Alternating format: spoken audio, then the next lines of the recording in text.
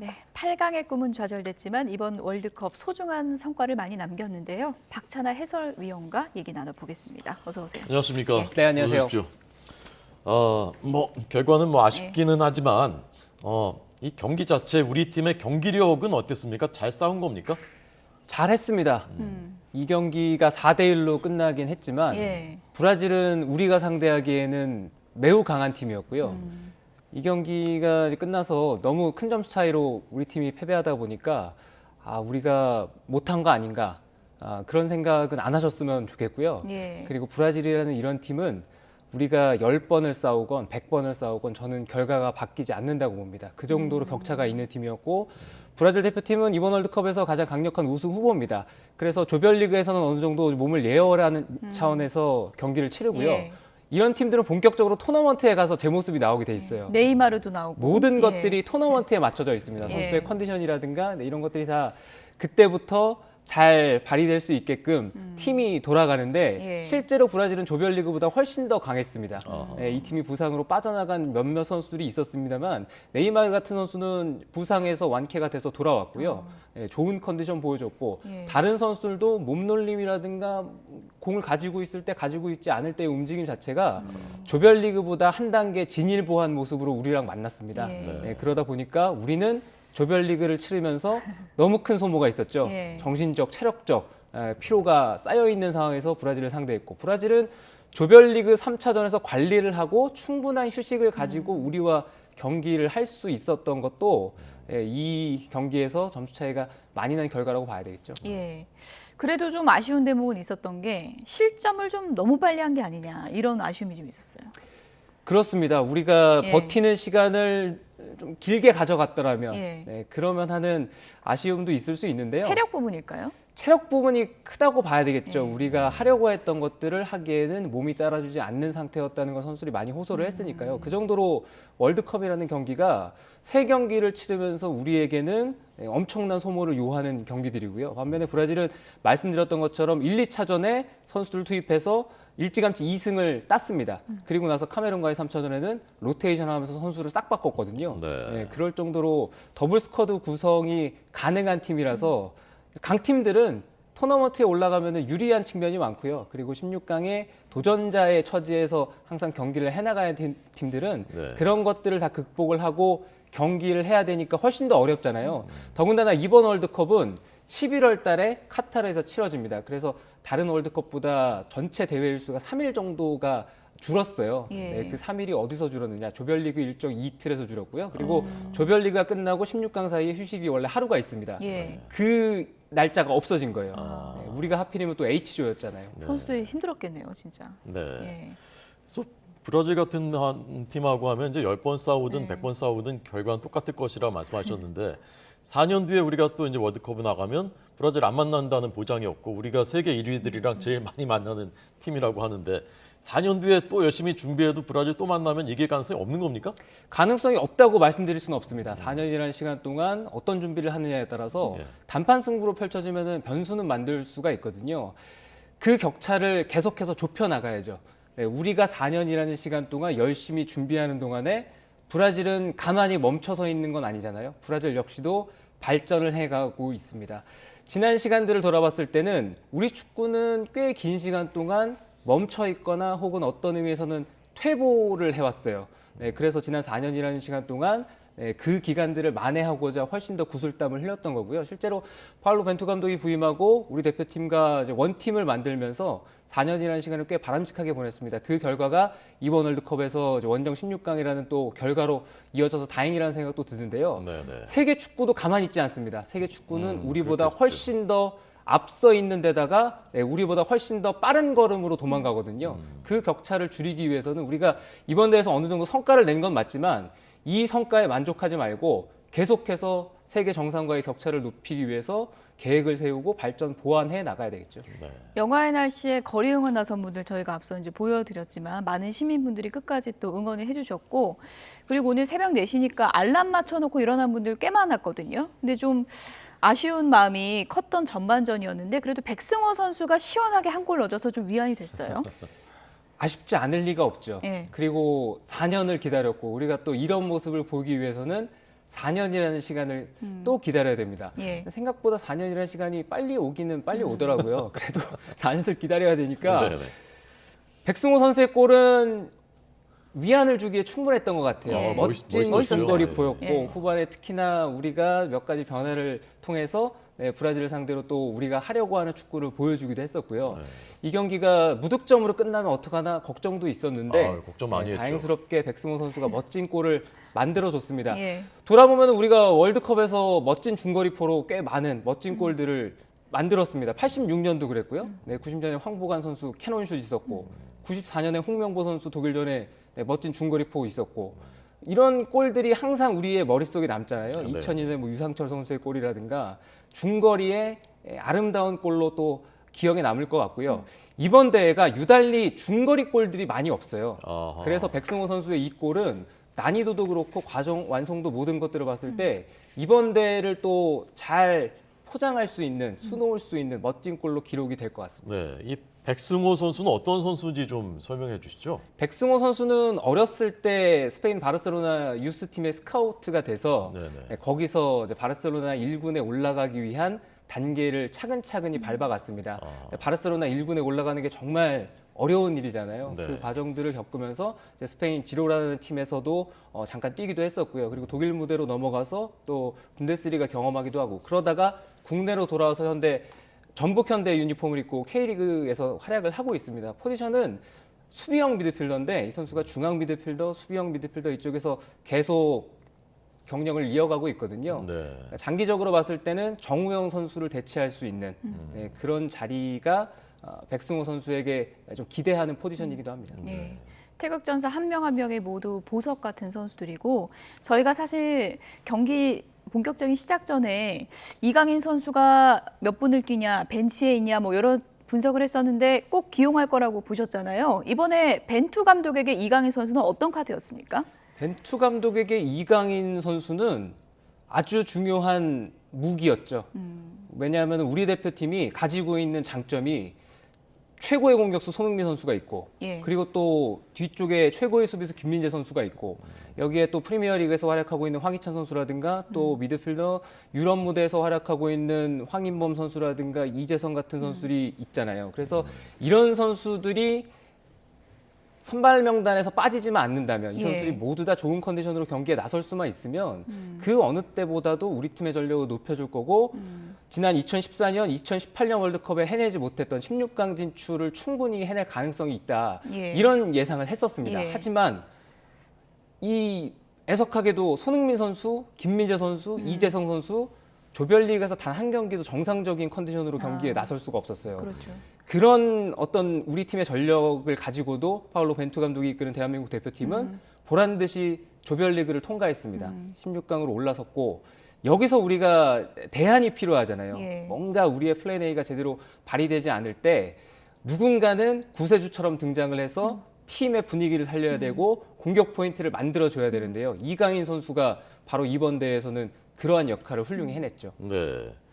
이제 다음 월드컵 4년 뒤 월드컵 어디죠? 4년 뒤에? 북중미 중미 3개국입니다. 3개국. 캐나다, 미국, 멕시코 이렇게 해서 3개국에서 펼쳐지고요. 예. 다음 월드컵부터는 이 참가국 수가 늘어나요. 네, 그래서 이번 대회가 32개국으로 치러진 마지막 월드컵이고요. 다음 대회부터는 이제 48개국으로 예. 참가국 수가 늘어납니다. 그렇군요. 그럼 다음 월드컵 어쨌건 이제 김민재 선수는 큰 이변 없으면 나올 거고 이강인 선수도 그럴 것 같고 백승호 선수도 뭐 나올 수 있겠고 손흥민 선수가 그럼 다음 월드컵에 뛸 수 있느냐 어떻게 예. 생각하십니까? 손흥민 선수의 결정을 따라야 되겠죠. 손흥민 선수가 벌써 3번이나 월드컵을 나갔고요. 이번 대회까지도 득점을 했으면 3대회 연속 또 골을 넣을 수 있는 본인이 너무 아쉬웠을 것 같아요. 기록을 세웠을 텐데 그렇죠. 저희도 아쉬운데 이제 본인은 어땠을까? 이거는 짐작도 할 수 없는 마음이겠죠. 예. 다음 월드컵이 나이상 불가능하지는 않습니다. 그렇지만 손흥민 선수가 이제 유럽과 한국을 또 오가야 되는 운동선수에게 그렇게 장시간 비행을 하고 또 시차의 어떤 어려움, 적응의 어려움 이런 것들이 선수의 컨디션을 유지하는 데 있어서 안 좋은 쪽으로 영향을 많이 미친다고 하더라고요. 그래서 유럽을 오갔던 우리 역대 대표팀 선수들을 봤을 때는 생각보다 대표팀의 커리어가 유럽에서 혹은 남미에서 활약하는 선수들보다 좀 짧은 경향이 있거든요. 손흥민 선수가 어떤 판단을 할지는 손흥민 선수에게 달렸다. 우리는 그 선택을 지지하면 될 것 같습니다. 저희가 앞서도 전해드렸지만 손흥민 선수가 이번 월드컵을 통해서 그냥 좋은 선수에서 이제는 위대한 선수가 됐다 이런 평가도 받고 있고 월드컵 한 장면 딱 꼽자면 그 황금 어시스트 아니겠습니까? 손흥민 선수에게 이번 월드컵은 어떻게 좀 남게 될까요? 손흥민 선수에게 이번 월드컵은 예. 만감이 교차하지 않을까요? 예. 제가 손흥민 선수가 아니라서 어떤 마음으로 이번 월드컵에 임했을지 상상이 어려운데 우리 선수들은 모든 선수가 마찬가지인 것 같아요. 월드컵이라는 경기를 뛰기 위해서 지나친 부담감, 지나친 중압감을 가지고 대회에 나가는 것 같습니다. 그 대표적으로 26강에서 우리가 4대1로 지긴 했지만 백승호 선수가 멋진 골을 넣었잖아요. 예. 근데 멋진 골을 넣고도 인터뷰에서 마치 대역 죄인처럼 그렇게 인터뷰를 하는 모습을 봤을 때 마음이 안타까웠거든요. 왜냐하면 나라를 대표해서 대회를 나갔고 거기서 골을 넣었는데 브라질에서 16강에서 졌다는 이유만으로 그 골을 기뻐할 수 없는 게 과연 맞는 건가? 네, 그래서 안타까운 마음이 깊었는데 그런 큰 부담감을 가지고 선수들이 대회에 나서는 것 같아요. 손흥민 선수는 주장이라는 또 완장을 차고 있으니까 그 무게감이 훨씬 더 크다고밖에는 짐작을 못할 것 같습니다. 네. 이번 대회에서 우리가 발견한 또 세계가 발굴한 보석 중에 하나가 이제 조규성 선수 아니겠습니까? 그렇죠. 조규성 선수의 앞으로의 성장 가능성 어느 정도까지 클 수 있다고 보시는지. 우리 선수들이 조규성 선수를 비롯해서 많은 선수들이 유럽에 나가서 좀 기량을 끌어올렸으면 하는 바람은 있어요. 예. 근데 이게 어디까지나 바람이고 그리고 그 모습을 보고 싶은 것도 맞습니다. 그 이유는 많은 팀들이 제가 유럽에 있는 팀들도 그렇고 뭐 세계 정상급의 팀들이 다 우리보다 앞에서 출발하고 더 빨리 나간다고 얘기를 하잖아요. 우리는 손흥민 선수, 김민재 선수 이런 선수들이 있는데 대표적으로 우리보다 강팀이라고 평가받는 팀들은 이런 표현이 맞을 것 같아요. 공격 쪽에는 손흥민 선수가 한 3, 4명 있고 네네. 수비 쪽에는 김민재 선수가 한 3, 4명 있고 네, 이런 팀이라고 생각을 하시면 됩니다. 네네. 그런 팀과 경쟁을 하기 위해서 우리가 결국에는 발전 보완해 나가야 될 부분은 개개인의 역량을 높이는 거거든요. 예. 그래서 큰 무대에 가서 계속 부딪히고 경쟁을 하다 보면 그 숫자가 늘어나게 되면 예. 자연스럽게 우리 대표팀의 경쟁력은 올라갈 수밖에 없어요. 그래서 진출을 했으면 하는 바람인데 또 그 해외 진출이라는 것이 쉽지만은 않은 목표라는 걸 알고 있기 예. 때문에 네, 선수들이 많은 이제 포부를 가지고 네, 원대한 꿈을 가지고 계속 선수 생활을 하기를 기대할 뿐입니다. 네. 최고의 스타로 등극한 조규성 선수가 저희 스튜디오에 이번 주 목요일인가? 네, 내일 모레입니다. 내일 모레 저희 스튜디오에 출연을 합니다. 그러면 여기 예. 이제 줄을 축구 많이 팬분들이 서겠네요. 달려오지 않을까 좀 네. 걱정이 되긴 많은 하는데. 팬들이 김선영 앵커를 굉장히 지금 부러워하고 있을 것 같습니다. 그렇습니다. 제가 떨려서 질문을 잘 못할 것 같은데 그날. 자, 시청자 여러분 모레 11시입니다. 모레 예. 11시 이 자리에 오늘은 박찬하 위원님 저희가 모신 이 자리에 예. 조규성 선수 출연해서 시청자 여러분이 궁금해하시는 것 저희가 대신해서 다 충분히 물어보도록 하겠습니다. 네. 조규성 선수 얘기를 해봤고 그리고 이제 벤투 감독 얘기를 안 할 수가 없는데 한 번 더 하나? 이런 전망도 많았는데 이번까지만 한다고 본인이 밝혔더라고요. 가능성은 크지는 않았죠. 4년이라는 시간 동안 타국에서 일을 한다는 게 쉬운 일만은 아니잖아요. 그렇죠. 네, 많이 본인도 피로했을 거고 그리고 파울로 벤투 감독이 대한민국 대표팀을 선택한 이유는 네. 중국에서의 경력이 생각보다 짧게 끝났습니다. 그래서 대한민국 대표팀에 와서 우리 대표팀을 이끌고 월드컵에서 좋은 모습을 보인 다음에 다시 유럽으로 나가기 위한 이제 도약의 장, 기회의 장으로 삼기 위함이었어요. 성공리에 자신의 임무를 수행했고 한동안 쉬면서 이제 거취를 정하겠다 이런 얘기를 했는데 아직 어디로 갈지는 결정은 된 것 같지 않습니다만 4년이라는 시간 동안 많이 피로했고 그리고 또 힘든 중책을 맡았으니까 예. 그건 역시도 한편으로는 파울로 벤투 감독이 남아서 당장에 있을 아시안컵까지는 예. 좀 같이 했으면 하는 왜냐하면은 이번 월드컵에서 보여준 완성도가 이제 꽤 높았으니까 아시안컵을 우리가 들어올리지 못한 지가 벌써 60년이 넘었거든요. 그렇군요. 그래서 아시안컵 정상에 오르는 모습을 보고 그렇게 작별을 하는 것도 아름다운 이별이지 않을까. 붙잡아야 되는 건가요 지금? 근데 그건 역시도 제 의견인데 저의 네. 욕심이죠. 네. 네. 포스트 벤투는 어떻게 국내파로 가야 됩니까? 아니면 또 해외파로 가는 게 좋습니까? 좋은 선택을 했으면 좋겠습니다. 그런데 지난 4년이라는 시간을 돌아봤을 때는 파울로 벤투 감독이 이제 여러 가지 이제 비난 비판에서 자유롭지 못했어요. 그 대부분이 사실이 아닌 것들이 많았습니다. 여론에서 그렇게 흔들렸을 때 자신의 철학을 고수하고 그리고 선수들에게 안정을 유지시키고 선수들이 흔들리지 않게 동요되지 않게 일관성을 유지하는 것도 보통 뚝심이 아니면 쉽지 않은 그렇죠. 일이잖아요. 네, 그런 걸 할 수 있는 사람이라면 외국 감독이든 국내 감독이든 크게 상관은 없다는 생각입니다. 우리가 현재로서는 대한축구협회가 처음 벤투 감독을 데려와서 월드컵에서 어떤 축구를 하고자 하는 확실한 목표가 있었잖아요. 네, 능동적인 축구를 하겠다, 주도적인 축구를 하겠다. 어느 정도 성과를 내는 데 성공을 했습니다. 그렇다면은 만들어 놓은 이 팀의 철학을 계속 발전, 보완해 나갈 수 있는 예. 사람이라면 외국인 감독이든 국내 감독이든 중요하진 않다고 봅니다. 뚝심 얘기하셨는데 그 벤투 감독의 빌드업 축구라 그러나요? 저는 축구 잘 모르지만 그 부분에 대해서 말이 많았잖아요. 이번 월드컵을 통해서 증명해냈다 이런 평가가 많던데 동의하시나요? 빌드업 축구라는 프레임에서 이제는 자유로울 필요가 있어요. 예. 그리고 파올로 벤투 감독을 표현하는 데 있어서 빌드업 축구라는 건 저는 어울리지 않는다고 강력하게 주장을 하는 쪽입니다. 예. 왜냐하면 빌드업이라는 개념은 물론 언론에서 표현하는 빌드업이 짧은 패스 형태의 패싱 게임이라는 것은 알고 있지만 그것을 빌드업 축구라는 단어 하나로 정의하기에는 파올로 벤투 감독의 축구는 그거보다 훨씬 더 능동적이고 주도적입니다. 쉽게 말해서 빌드업이라는 건 뒤에서 뻥뻥 걷어차도 그냥 빌드업이고요. 예. 네, 긴 패스, 롱볼 축구 이런 게 다 그냥 빌드업입니다. 우리가 뭐 공사를 하는 데 있어서 기초 공사를 하지 않는 건물은 없잖아요. 네, 그런 것처럼 새롭게 정의를 할 필요가 있어요.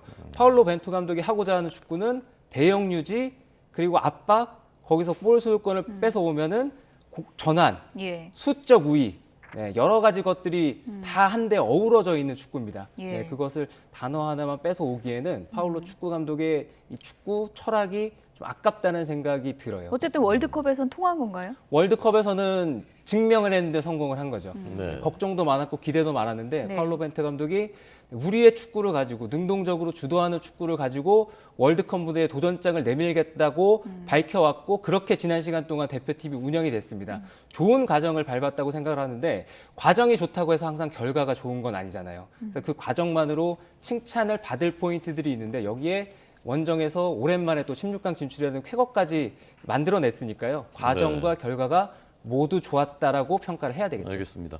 끝으로 단답형으로 이번에 어디가 우승할 것 같습니까? 저의 우승팀은 예. 대회 시작이나 지금이나 똑같습니다. 브라질입니다. 알겠습니다. 우리 이겨서 그 바라는 건 아니죠? 아닙니다. 예, 알겠습니다. 지금까지 박찬하 해설위원이었습니다. 고맙습니다. 감사합니다.